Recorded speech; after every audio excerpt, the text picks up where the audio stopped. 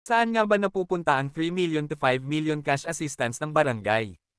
Ayon kay Mayor Vico Soto, ang cash assistance na ibinibigay sa mga barangay sa Pasig na nagkakahalaga ng 3 na milyong piso para sa mga barangay na may mas maliit na populasyon at 5 na milyong piso para sa mas malalaking barangay, ay bahagi ng kanyang advokasya para sa patas at transparent na pamahalaan.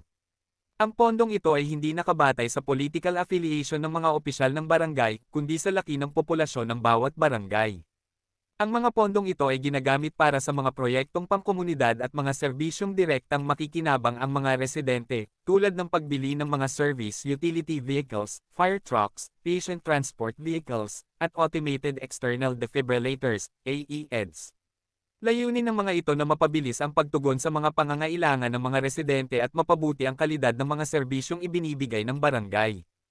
Upang masiguro ang tamang paggamit ng pondo at maiwasan ang katiwalian, ang pamahalaang lungsod ay nagpatupad ng mga reforma sa procurement process at human resource management. Bukod dito, itinatag ang Social Welfare Assistance Center, SWAC, upang gawing sentralisado at institusyonalisado ang pagbibigay ng tulong pinansyal, gaya ng medical, burial, at educational assistance, na dati ay dumadaan sa mga opisina ng mga halal na opisyal.